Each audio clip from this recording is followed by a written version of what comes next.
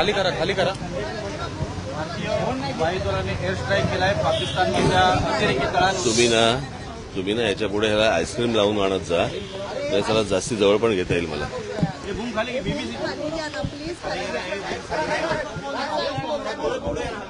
पुढे तोंडात जाईल माझ्या.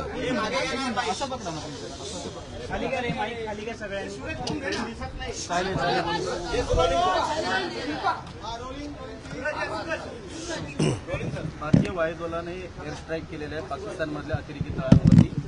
जवळपास 32हून अधिक अतिरेकी ठार झाल्याची माहिती देखील मिळत आहे. लष्कराने देखील काही वेळापूर्वी पत्रकार परिषद घेतली, त्यांनी स्पष्ट केलेलं आहे या संदर्भात. मला काय आपल्याकडे भारतात जो आता कुठे ते पहलगामला जो हल्ला झाला, मी ज्यावेळेला त्याच्यावरचं मी पहिलं ट्विट जेव्हा केलं त्यावेळेला मी सांगितलं होतं की ज्यांनी हल्ला केलाय त्यांना ते अतिरेकी दहशतवादी जे कोणी असतील त्यांना आपण धडा शिकवला पाहिजे आणि अत्यंत कठोर असा की त्यांच्या पुढच्या पिढ्यांना लक्षात राहायला पाहिजे. पण दहशतवादी हल्ल्याचं उत्तर युद्ध नसतं, कळलं का? युद्ध हे काय उत्तर नाही. आता अमेरिकेमध्ये 2 ट्विन टावर्स पाडले, पेंटागॉनवरती त्यांनी हल्ला केला म्हणून त्यांनी जरा जाऊन युद्ध नाही केलं, त्यांनी ते अतिरेकी ठार मारले. हे तुम्ही दुसऱ्या देशामध्ये युद्ध परिस्थिती आणायची आणि आता ते काय मॉक ड्रिल करायचं आणि मग ते सायरन वाजवणार वगैरे वगैरे. मुळात ही गोष्ट का घडली हे पण आपण लक्षात घेण्यासारखं आहे. मला असं वाटतं की थोडंसं अंतर्मुख होऊन आपण आपला विचार करणं खूप गरजेचं आहे. पाकिस्तानला काय अगोदरच बर्बाद झालेला देश आहे तो, त्याला काय बर्बाद करणार तुम्ही? आणि प्रश्न असा आहे की ज्या अतिरेक्यांनी हल्ला केला त्या अतिरेकी अजून तुम्हाला हातात सापडलेले नाहीयेत. ज्या ठिकाणी इतके हजारो काय ज्याला आपण पर्यटक जिथे जात आहेत, इतकी वर्ष जात आहेत, तिथे सिक्युरिटी का नव्हती हे मला असं वाटतं हे प्रश्न जास्ती महत्वाचे आहेत. आपल्या देशामध्ये कोम्बिंग ऑपरेशन करून ह्यांना हुडकून काढणं हे जास्ती गरजेचं आहे. ते एअर स्ट्राईक करून लोकांना काहीतरी वेगळ्या ठिकाणी भरकटवून आणि असं हे काही युद्ध हे काय त्याचा पर्याय नाही होऊ शकत किंवा त्याचं उत्तर नाही होऊ शकत.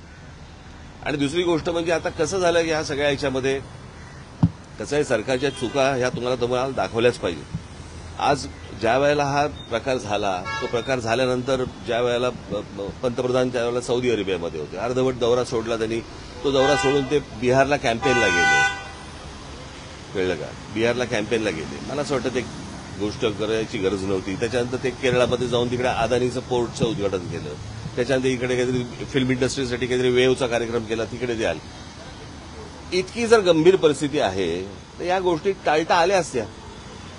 आणि त्याच्यानंतर येऊन ते काय मॉक ड्रिल करायचं आणि मग काहीतरी एअर स्ट्राईक करायचं, मला असं वाटतं की हे काही उत्तर नाही या गोष्टींवरचं. जे अतिरेकी आहेत, ज्यांनी हा हल्ला केलेला आहे, मला असं वाटतं त्यांना हुडकून काढणं, त्यांचा बंदोबस्त करणं आणि संपूर्ण देशभर मला असं वाटतं की तुम्ही हे मॉक ड्रिल करण्यापेक्षा कॉम्बिंग ऑपरेशन्स करा जिकडे जिकडे तुम्हाला माहिती आहेत. आज आपल्या देशामधला पोलीस दल आणि या सगळ्या लोकांना, खास करून मुंबई महाराष्ट्रामधल्या पोलीस दलाचं तर मी त्यांची प्रशंसाच करेन की त्यांना सगळ्या गोष्टी माहिती आहेत, कुठे कोणत्या गोष्टी चालू आहेत आणि कुठे काय चालू आहे ते, कळलं का? आज आपल्या देशातले प्रश्न संपत नाहीयेत आणि आपण काहीतरी युद्धाला आपण काहीतरी सामोरे जातोय. मला असं वाटतं ही काही योग्य गोष्ट नाही. आज नाक्यावरती ड्रग्ज मिळत आहेत, हे ड्रग्ज येत आहेत कुठून, काय येत आहेत, हे आम्हाला असं वाटतं या गोष्टींच्या खोलात तुम्ही जाणं गरजेचं आहे. लहान लहान पोरं आता ड्रग्ज घ्यायला लागली, शाळा कॉलेजमधली पोरं, ह्यांच्यापर्यंत ड्रग पोहोचतोय कसा, हे प्रश्न आत्ता सगळ्यात महत्वाचे आहेत. युद्ध हे काही आत्ता ह्याचं उत्तर नाहीये. एअर स्ट्राईकला ऑपरेशन सिंदूर असं नाव दिलेलं आहे.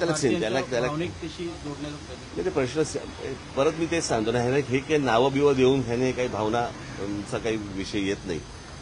प्रश्न असा आहे की तुम्ही नक्की काय पाऊल उचलताय आणि हे इतके दिवस जे काही कार्यक्रम जे झाले, ह्या कार्यक्रमांची काही आवश्यकता नव्हती. ठीक आहे. नवी हिंदीमध्ये